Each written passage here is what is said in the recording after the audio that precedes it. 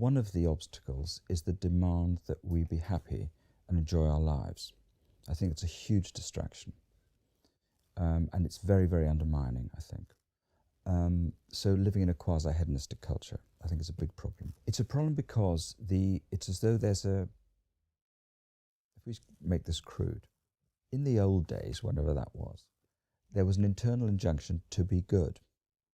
Now the injunction is to be happy or to be enjoying yourself.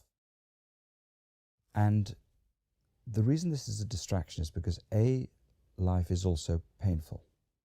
In other words, and it's a very simple thing and it's very obvious, and this starts in childhood, which is that if somebody can satisfy you, they can also frustrate you. This is ineluctable, it's structural, it's never going to change. This means that everybody has to deal with ambivalence. They're going to have to deal with the fact that they love and hate the person they love and hate.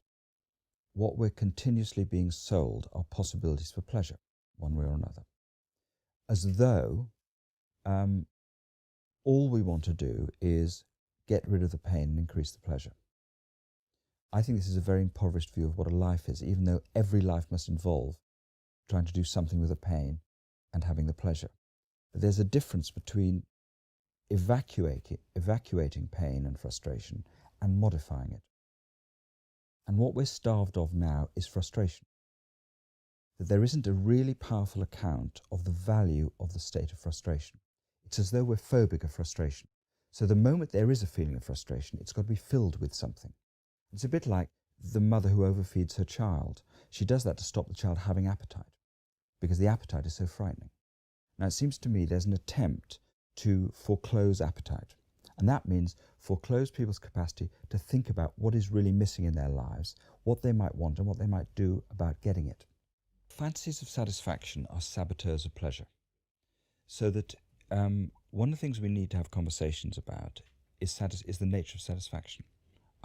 What do we really want? What really gives us pleasure? What kind of pleasures do we want?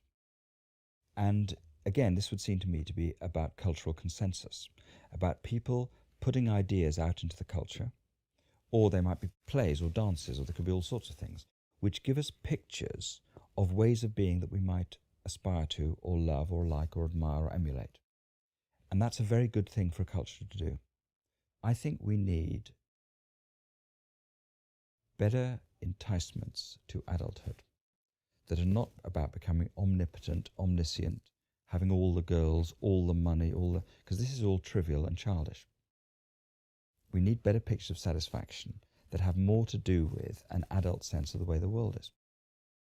But adulthood has got a really bad press.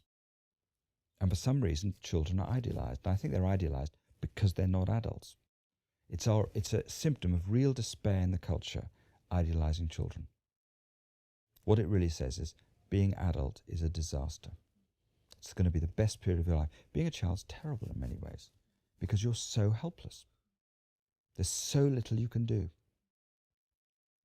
I think that it would be possible to have pictures of good lives that are not set up to make one fail, so that a more realistic idea, as opposed to an ideal, would be one that is genuinely attainable.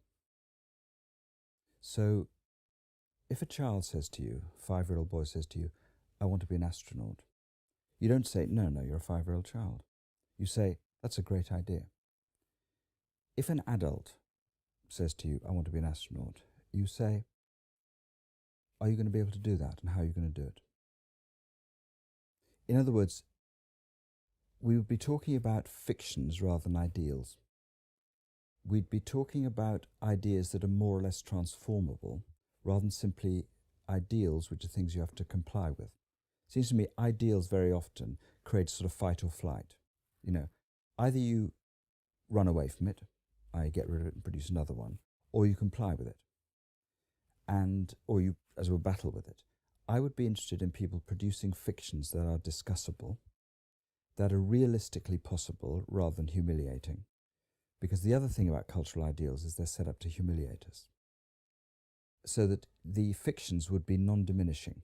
They would be genuinely possible, but they would keep alive the idea that we don't know who we might become. and that who we want to be is very important.